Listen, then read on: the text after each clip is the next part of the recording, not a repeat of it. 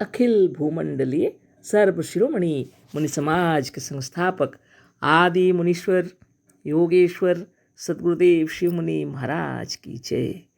उपस्थित मुनि वृंद, साधु सज्जन वृंद, संत वृंद, साधक वृंद, आध्यात्म ज्ञान के जिज्ञासु और प्रेमियों, सभी श्रोता वृंद, आप सबको मेरा कोटिशः नमन, सप्रेम जय जीव। तो आध्यात्मिक चर्चा चल रही है और हम लोग सद्गुरुदेव शिव मुनि महाराज रचित ग्रंथ सत्य सुंदर और स्वतंत्र विचार पर चर्चा कर रहे हैं। अध्याय 10 पर चर्चा हो रही है।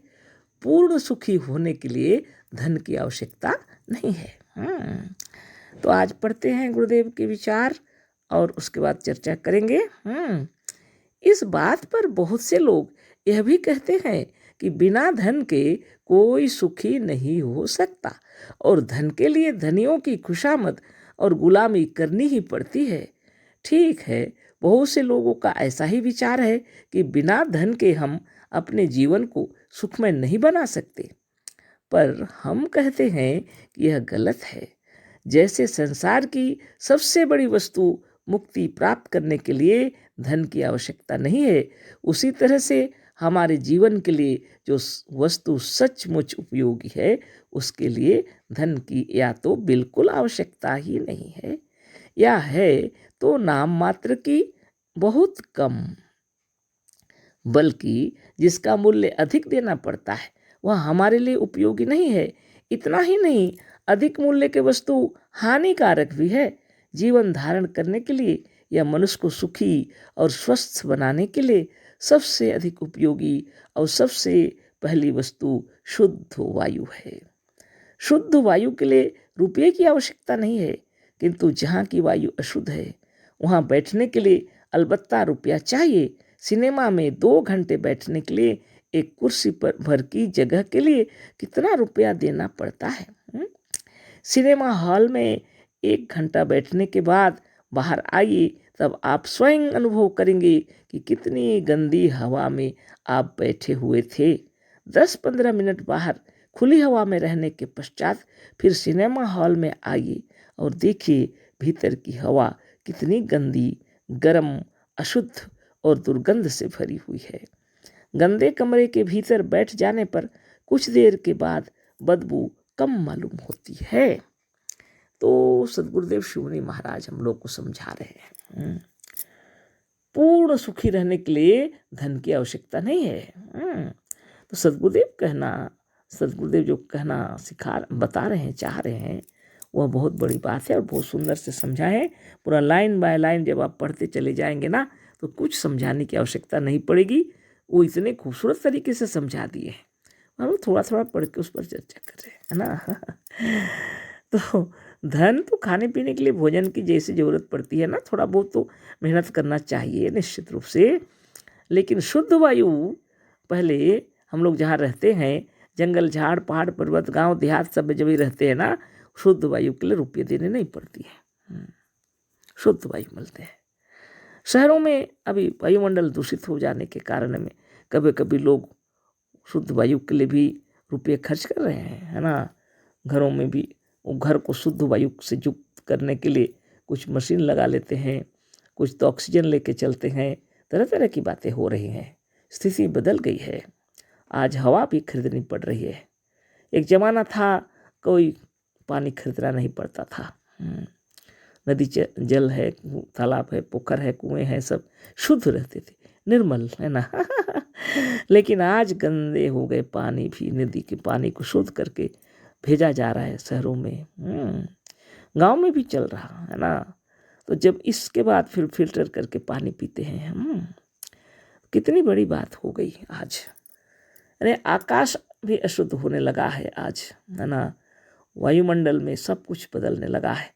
आकाश, अग्नि, जल, वायु और मिट्टी जब शुद्ध नहीं रहेंगे तो हमारे ऊपर इसका प्रभाव पड़ेगा ही पड़ेगा। इसके लिए रुपये पैसे खर्च करने की आवश्यकता पड़ेगी तो बहुत मुश्किल हो जाएगा। तो सद्गुरुदेव का कहना है भोजन पान खाना पीना उसके लिए जरूर रुपये पैसे की आवश्यकता पड़ती है, लेकिन शुद्ध वायु के लिए नहीं। लेकिन ऐसी जगह बताए गुरुदेव जहाँ फिल्म देखने के लिए सिनेमा हॉल में लोग बैठते हैं बहुत रुपये पैसे खर्च करके जाते हैं सिनेमा हॉल में, लेकिन वहाँ जितनी देर बैठे रहते हैं अशुद्ध वायुमंडल रहता है, अशुद्ध वातावरण माने हवा में बैठे रहना पड़ता है। अच्छी बात नहीं है, लेकिन जाते हैं लोग ना खुशी के लिए, है कि नहीं? तो सदगुरुदेव शिवमुनि महाराज हम लोग को बतला रहे हैं कि खुश रहने के लिए, सिनेमा देखने के लिए इतने रुपये खर्च किए हैं, सुखी होने के लिए, लेकिन गए हैं एक ऐसी जगह पर जहाँ पर अशुद्ध हवा में काफ़ी देर आपको बैठना पड़ा। उस तरह से होता है। अब बताइए, सोचिए, आप भी विचार कीजिए, है ना। आगे थोड़ा पढ़ लेते हैं। सिंपल बातें हैं, बहुत साधारण है, लेकिन समझाने के लिए हम लोग को कितने सुंदर तरीके से गुरुदेव बतलाए हैं। आगे पढ़ते हैं। सिनेमा में तमाशा आरंभ करने पर चारों ओर से सब दरवाजे बंद कर दिए जाते हैं, निश्चित रूप से। और तमाशा देखने वाले बहुत अधिक होते हैं। प्रकाश और शुद्ध वायु आने नहीं पाती, अतः सिनेमा हॉल की हवा बहुत खराब होती है, सब पता ही है ना। जहाँ का तमाशा देखने पर दिल और दिमाग दोनों खराब हो जाता है ना। जहाँ की वायु हमारे स्वास्थ्य को बिगाड़ने वाली है, जो स्थान हमारे लिए सर्वथा अनुपयुक्त, हानिकारक और जीवन को दुखमय बनाने वाला है, उसी के लिए रुपया देना पड़ता है। धन ही मनुष्य को ऐसी गंदी जगह और अशुद्ध स्थानों पर ले जाता है। इसके विरुद्ध जो जगह शहर के बाहर है, खुली हुई, प्रकाश युक्त और अत्यंत शुद्ध वायु से भरी हुई है, उसके लिए वहाँ बैठने, घूमने और टहलने के लिए 1 पैसा भी आपको नहीं देना है। जहाँ की और जो वायु आपके जीवन को सुखमय बना सकती है, जो आनंद को देने वाली, स्वास्थ्य उपयोगिनी और हृदय को प्रसन्न करने वाली है, उसके लिए मनुष्य को 1 पैसा भी नहीं देना पड़ता है। 1 पैसा भी नहीं देना है। पैसा और धन मनुष्य को गंदे स्थानों पर ले जाने वाला है। अज्ञानियों के लिए धन बड़े बड़े रोगों से भी अधिक भयंकर है। ये रुपये पैसे लेकर के जाते हैं बड़े बड़े लोग, जहाँ जहाँ पर आनंद की खोज में, है ना, वो अज्ञानी है। उतने रुपये खर्च करके जंगलों में, पहाड़ों में निकल जाना चाहिए, शुद्ध वायुमंडल में कुछ पल, है ना, शरीर स्वस्थ रहेगा। मन भी प्रसन्न रहेगा, है ना। गुरुदेव ऐसी बातें कह रहे हैं, कितनी सुंदर बात। बड़े बड़े शहरों की हवा जितनी ही गंदी है, जितनी ही जीवन को दुखमय बनाने वाली है, उतनी वहाँ रहने वाले और बसने के लिए धन की आवश्यकता है। शहरों की हवा बहुत ही गंदी मालूम पड़ेगी, गली गली नली लगे हुए हैं, घूमने निकलेगा तो बहुत गंदा लगता है। बहुत कम जगह होते हैं जहाँ शुद्ध वायुमंडल सो। बहुत अच्छी बात बताए हैं गुरुदेव। लेकिन शहर में रहने के लिए लोग कितने रुपये पैसे खर्च करके वहाँ चले जाते हैं, धन दौलत कमाने के लिए, है ना। बड़े बड़े शहरों की हवा जितनी ही गंदी है, जितनी ही जीवन को दुखमय बनाने वाली है, उतनी वहाँ रहने और बसने के लिए धन की आवश्यकता है।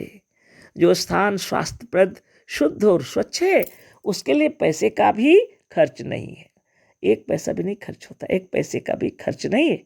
अतः जीवन को सुखमय बनाने के लिए धन की आवश्यकता नहीं है। अपनी स्वतंत्रता को बेचकर, अपने सुख और आनंद को नष्ट करके मनुष्य जिन धन के उपार्जन में बैल की तरह लगा हुआ है, वह धन मनुष्य को रोगी, दुखी, बूढ़ा, निर्बल और मूर्ख बनाने वाला है। तो साधारण सी बातें हैं, हमारे समझ में सबको आ जाएंगी, क्योंकि जीवन में चलते रहता है ना। तो सोच लीजिए, शहर में किस लिए जाते हैं? रुपये पैसे, धन दौलत उपार्जन करने के लिए कठिन परिश्रम करते हैं, बैलों की तरह खटते हैं। कहने का मतलब बहुत ज़्यादा परिश्रम करते हैं धनोपार्जन करने के लिए। कुछ समय तो निकालना चाहिए जिससे हम योगाभ्यास कर सके। कुछ ऐसे स्थान पर मकान होना चाहिए जहाँ शुद्ध वायुमंडल हो, है ना। विचित्र बात है, जैसे ये चीज़ जो स्वप्न देखने की तरह। कुछ जमाना ऐसा था, लोग बड़े बड़े महल बनाने लगे, वह एक स्वप्न था।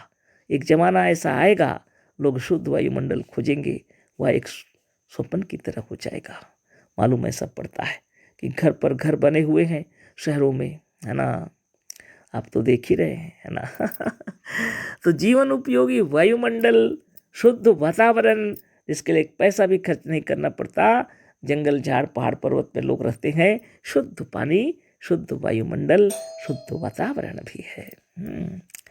लेकिन रुपये पैसे खर्च करके हम लोग ऐसी जगह जाते हैं। खाने पीने वाली बात भी और कुछ विचित्र थी है। जीवनोपयोगी पदार्थों में वायु के पश्चात शुद्ध जल और प्रकाश की गणना है। शुद्ध जल के लिए आपको 1 पैसा भी नहीं देना है।